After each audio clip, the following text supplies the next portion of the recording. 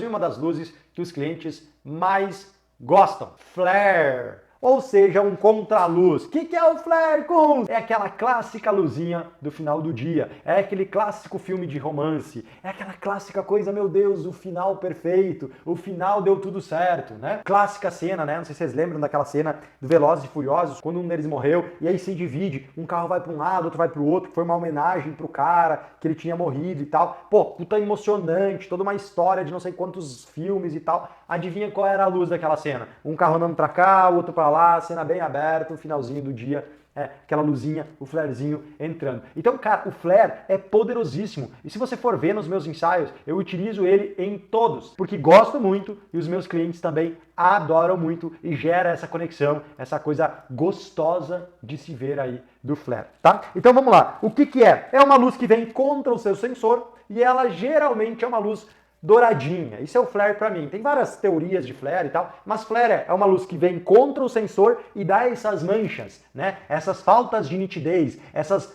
seja manchas maiores, sejam manchas menores, né? Sejam essas bolas aqui, ó, tá vendo? Ó, tá vendo? Bem machucando aqui o sensor, ou como isso aqui, ó, por exemplo, que marca bem uma áurea ao redor das pessoas, né? Então tem vários tipos de flare aí para você fazer e utilizar, mas esses são os que eu mais curto, né? Ó, tá vendo? Ó, esse aqui que é mais uma mancha mesmo, não é um flare tão duro, mas é um flare bem manchadão. Então tem vários tipos de flare para você fazer aí do estilo que você curtir. Então basicamente é uma luz douradinha que vem contra o seu sensor. Então como é importante fazer? Primeiro, é importante que essa luz não seja muito dura. E tá aí um dos grandes erros da maioria dos fotógrafos. O cara quer fazer flare a hora que ele acha que quer fazer. Ai, quando eu vou fazer flare, porque agora eu quero fazer flare. Porque... Não adianta você querer, moço.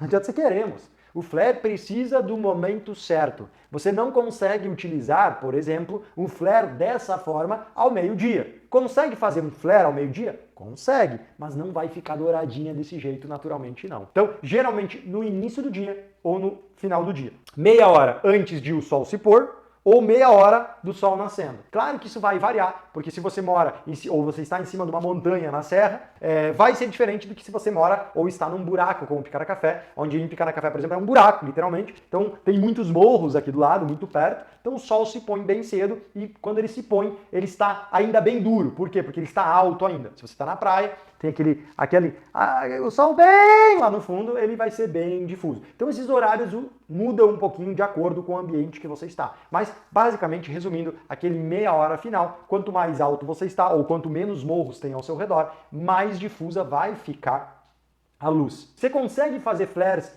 nos horários mais diferentes? Consegue. Aqui esse ensaio é em Nova York, lá no Central Park, e era um dia bem de outono, assim, né? Então o sol estava mais fraco, era um céu que tinha bastante nuvens, então quando o sol passava pelas nuvens, mas passava bem difuso. Então essa foto aqui não é final do dia, você consegue ver que é uma das primeiras fotos do ensaio, ó. A luz está dura, mas eu também consegui fazer um flare ali. Por quê? Porque a luz ali estava bem difusa naquele dia, naquele ambiente ali, né? Então, por regra, luz difusa, que normalmente no começo do dia ou no final do dia. Mas dependendo dos dias que tem uma nuvem na frente e tal, ela pode funcionar em outros horários também, mas o mais fácil é no começo e no final do dia, tá bom? O que eu vejo muitas pessoas com dificuldade é errando o foco, né? Por exemplo, aqui eu tô fazendo um flare em movimento, eles estão caminhando. Então isso aqui é um outro nível. Aí você tem que dominar muito o outro pilar da pirâmide da autoria, o pilar número 1, que é qual?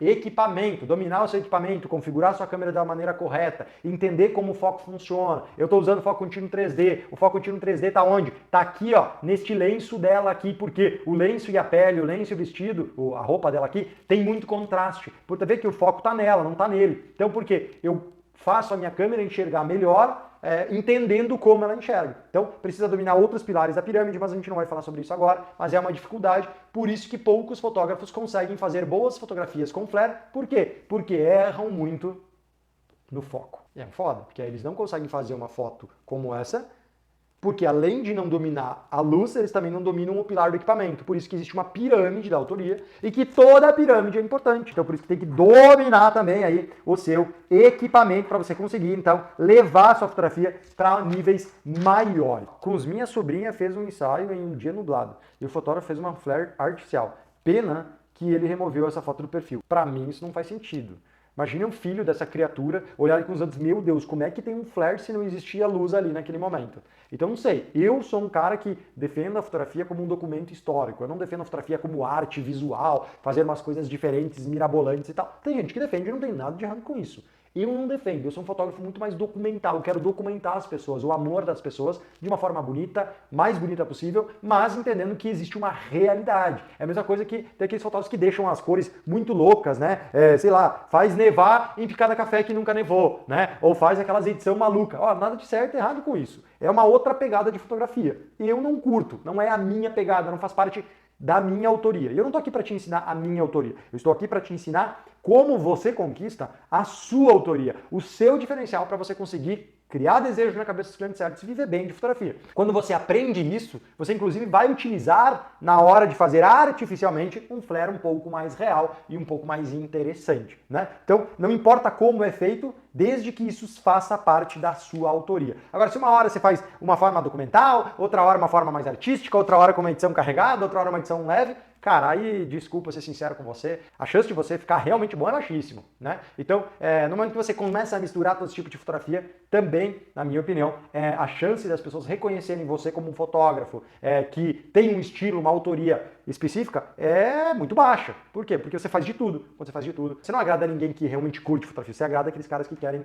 pagar pouco, pagar barato. Se você quer fazer isso, esse é o caminho. Se você não quer fazer isso, o caminho é conquistar a sua autoria.